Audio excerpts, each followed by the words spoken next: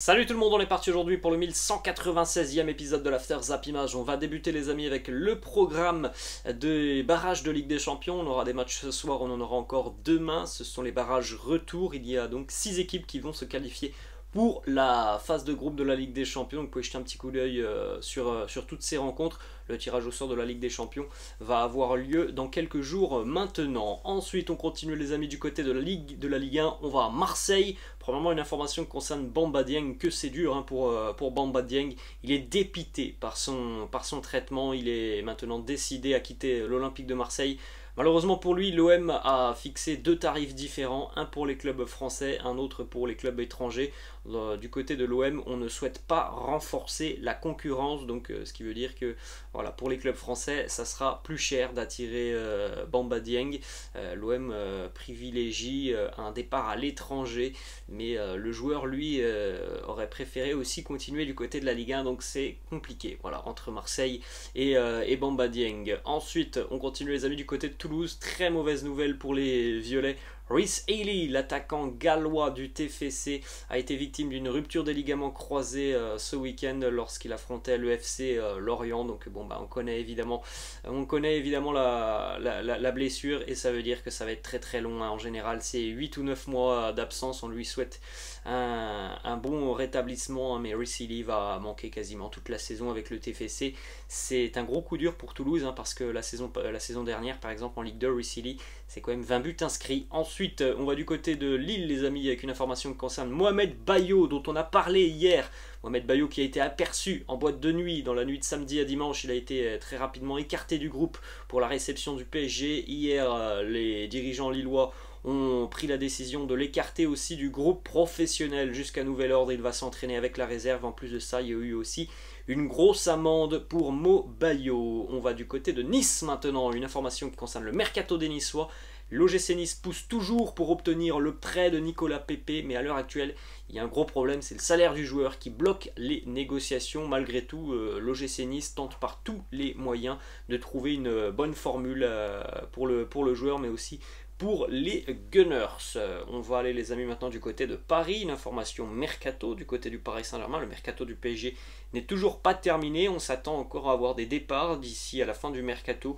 On est à 9 jours exactement de la fin du mercato, on pourrait encore avoir les départs notamment de Keylor Navas, Layvin Kurzawa, Leandro Paredes ou Idrissa Gueye. Ensuite, information qui concerne le but inscrit par Mbappé le week-end dernier du côté de Lille. Ce but inscrit au bout de 8 secondes de jeu. C'est le but tout simplement le plus rapide de l'histoire de la Ligue 1.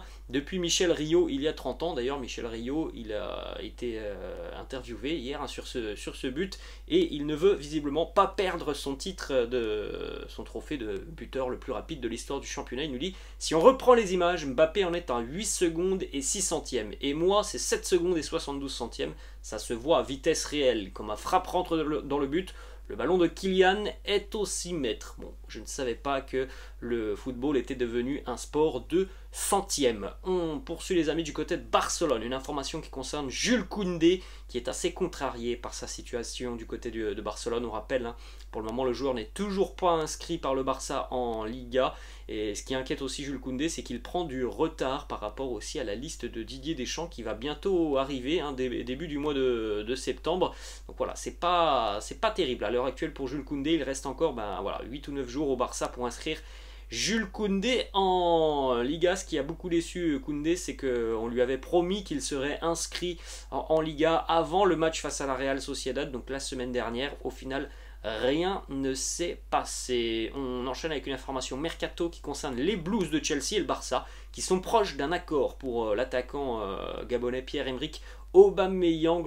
L'opération s'élèverait à 22 millions d'euros plus des bonus, donc c'est peut-être cette opération qui permettra au Barça d'enregistrer officiellement Jules Koundé. On enchaîne avec une déclaration du vice-président de la Juventus, Pavel Nedved, qui nous parle de Memphis. Il nous dit: oui, Memphis est l'un des joueurs que l'on suit. C'est normal, on a pas mal d'options.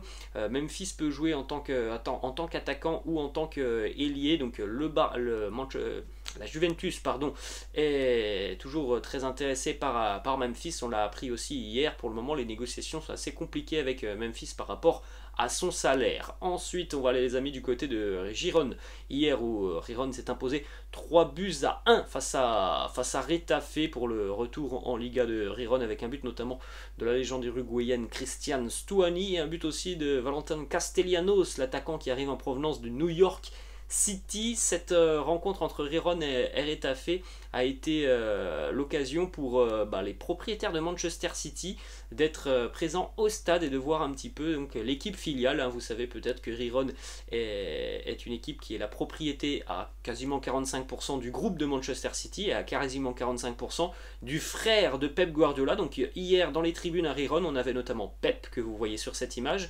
Khaldun Al-Moubarak qui est l'un des propriétaires de Manchester City. On avait aussi Ferran Soriano, le président de Manchester City. Ils sont tous venus voir donc l'équipe filiale de City, comme par exemple peut l'être aussi New York City. Il y a d'ailleurs 2 joueurs de City qui sont prêtés du côté de Girone. Ferran Soriano, il a été interrogé hier sur le dossier Bernardo Silva. Il nous dit Bernardo va rester avec nous, donc ça coupe court à toutes les rumeurs de Bernardo du côté de Barcelone.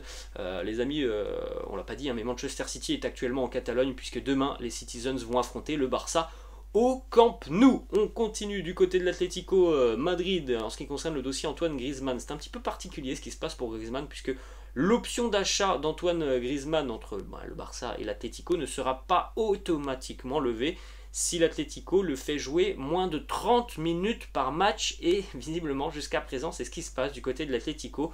Après les 2 premiers matchs de la saison, Griezmann a joué 28 minutes lors du premier match face à Retafe, 28 minutes lors du deuxième match face à Villarreal. Bon, c'est tout de même une situation assez particulière. C'est fou de se dire que l'Atlético pourrait utiliser Griezmann qu'une trentaine de minutes par match pour ne pas payer ses 40 millions au Barça. Du côté de l'Atleti, on essaye de trouver une solution sur les derniers jours de ce mercato, non pas forcément pour faire partir Griezmann, mais une solution pour faire aussi rentrer de l'argent. Ensuite, une information concernant Edinson Cavani. Selon le quotidien L'Équipe, Edinson Cavani est proche de s'engager à Valence. Bon, pour le moment, rien d'officiel, mais visiblement, Valence aurait pris les devants dans cette guéguerre entre le FC Valence et Villarreal. On poursuit les amis du côté de l'Angleterre, une longue page consacrée à Manchester United. Premièrement, la présentation officielle de Casemiro, donc la signature pour Casemiro qui s'engage jusqu'en 2026 avec les Red Devils, plus une année supplémentaire en option. Présentation officielle hier du côté d'Old Trafford en marge du match entre Manchester United et Liverpool. Voilà la petite image de Casemiro, le petit selfie devant la tribune d'Old Trafford avec cette légende This is your home Casemiro. On continue les amis d'ailleurs avec quelques déclarations de Casemiro lors de sa présentation. Il nous dit: je suis déterminé comme toujours à gagner des matchs, gagner des trophées et rendre nos fans fiers en ramenant des succès à ce très grand club. Je veux montrer ma combativité, mon éthique de travail, mon professionnalisme. Je veux travailler dur chaque jour pour montrer à quel point je suis sérieux à leur égard. Je veux gagner le championnat là-bas. Je sais que c'est un championnat passionnant. Je suis vraiment excité. C'est un club avec une très grande histoire. Je vais devoir travailler dur pour me faire un nom, car là-bas, je n'ai encore rien gagné. Casemiro qui nous parle aussi de Cristiano. Il nous dit: j'ai hâte de rejouer avec Cristiano. J'espère qu'il va rester. Je veux rejouer avec lui. C'est un joueur incroyable. Ensuite, on a eu quelques déclats aussi lors de la cérémonie d'adieu du côté de Madrid. C'était dans la matinée. Il nous dit: un jour, je suis sûr que je reviendrai ici pour rendre l'amour que vous m'avez donné. Ce que j'ai appris ici m'aidera à l'avenir. Donc peut-être que dans quelques années, Casemiro reviendra au Real. Autre déclaration sur son départ. Il nous dit: après la finale de la Ligue des Champions, j'ai parlé avec mon représentant et je lui ai dit que j'avais le sentiment que je terminais mon cycle au Real après les vacances. J'ai eu le même sentiment. Je suis honnête, la mission est terminée. L'histoire est faite pour moi avec le Real. Seulement 2 joueurs du Real étaient présents hier pour la cérémonie d'adieu à Casemiro: Alvaro Odriozola et Fede Valverde, qui étaient les 2 seuls joueurs présents à Valdebebas hier matin pour dire adieu à Casemiro. On enchaîne les amis, quelques informations mercato du côté de Manchester United. Les Red Devils ont fait une offre à l'Eintracht Francfort pour s'attacher les services de Kevin Trapp, qui pourrait donc devenir le remplaçant le remplaçant de David De Gea. Autre information qui concerne l'OM intéressé par Eric Bailly, il y a eu une avancée significative hier dans le dossier entre Eric Bailly et l'Olympique de Marseille. Il y a de fortes chances pour que le défenseur ivoirien s'engage avec l'OM dans les prochains jours. Au niveau athlétique, c'est une recrue qui peut peser dans le secteur défensif de l'OM. Ensuite, en ce qui concerne Cristiano, déjà première nouvelle, Cristiano était sur le banc hier face à Liverpool. Il est rentré en seconde mi-temps hier, assez tard d'ailleurs dans ce match. Jorge Mendes travaille d'arrache-pied pour trouver une solution de dernière minute au plus haut niveau pour Cristiano, comme ça s'est produit l'été dernier. C'est Fabrizio Romano qui l'annonce. L'été dernier, Cristiano avait quitté la Juve pour Manchester en toute fin de mercato. C'est ce qui pourrait se passer aussi cette année. Un départ sur les derniers jours de mercato de Cristiano est toujours à l'ordre du jour. Ensuite, les amis, on va s'intéresser un petit peu à ce match entre Manchester United et Liverpool. Une colère diabolique, que ce soit en dehors d'Old Trafford, mais aussi sur le terrain, puisque avant cette rencontre, il y a eu encore une fois un mouvement de protestation de nombreux fans des Red Devils à l'encontre de la famille Glazer, propriétaire de Manchester United. Ils ont demandé leur départ, la vente du club. Et puis sur le terrain, enfin, on a vu une vraie équipe du côté de Manchester United. Victoire 2-1 pour les Red Devils. Jadon Sancho et Marcus Rashford contre un but de Mohamed Salah. Très très gros match des Red Devils qui ont enfin répondu présent dans la volonté et dans l'intensité. Voilà, ça se voit qu'il y a eu des choses qui ont été travaillées tout au long de la semaine par rapport au match face à Brentford qui avait été catastrophique. Petite stat pour Marcus Rashford qui a mis fin à une dizaine de 997 minutes sans marquer, toute compétition confondue. Dernier but pour l'attaquant anglais, c'était le 22 janvier 2022. Il a marqué de nouveau hier en seconde mi-temps. Une passe D aussi pour Anthony Martial qui est entré en seconde mi-temps 8 minutes après son entrée en jeu. Anthony Martial a délivré une passe décisive donc pour Marcus Rashford. A noter que Anthony Martial a été très à l'aise. Il est entré donc en seconde mi-temps. 45 minutes, 5 duels gagnés, 4 1 contre 1 qui ont été gagnés, 3 ballons touchés dans la surface de réparation adverse, 2 grosses occasions créées, une passe décisive. Voilà, du bon Anthony Martial que l'on avait vu sur les matchs de préparation. Malheureusement, il avait été blessé sur les 2 premières journées de PL. On souligne aussi le très bon match de Tyrell Malacia, le latéral gauche des Red Devils, arrivé il y a quelques semaines. Hier, il a eu un duel important à livrer face à Mo Salah et il s'en est très très bien sorti. 41 ballons touchés, 15 passes tentées, 14 passes réussies, 6 duels gagnés, 5 tacles tentés, 4 récupérations de balles, 3 dégagements, 2 transversales, transversales dans le jeu évidemment, mais voilà, une grosse activité sur son côté. C'est une bonne pioche. Regardez cette petite image aussi en première mi-temps, c'est une action magnifique par les Red Devils. Sur le premier but des Red Devils, on a Jadon Sancho qui va ouvrir le score et vous avez Bruno Fernandes qui lui pointe l'endroit où il doit envoyer le ballon. Ça a été une action vraiment magnifique de la part des Red Devils qui se sont un petit peu amusés dans la surface de réparation des Reds. Cristiano d'ailleurs qui a apprécié le but de Jadon Sancho, il s'est levé comme tout le banc des Red Devils, sourire pour CR7 malgré le fait qu'il soit sur le banc, les applaudissements pour Jadon Sancho. On a aussi ces images, regardez la colère de James Milner. Alors c'est encore plus impressionnant en vidéo les amis. James Milner, il est allé quasiment en front contre front avec Virgil van Dijk qui lui a hurlé dessus et je peux vous dire que Van Dijk n'a pas bronché devant Milner. Il avait les yeux baissés, la tête baissée. Milner qui lui a reproché de ne pas être sorti sur Jadon Sancho alors que Milner lui voilà, il avait plongé pour essayer d'éviter ce but.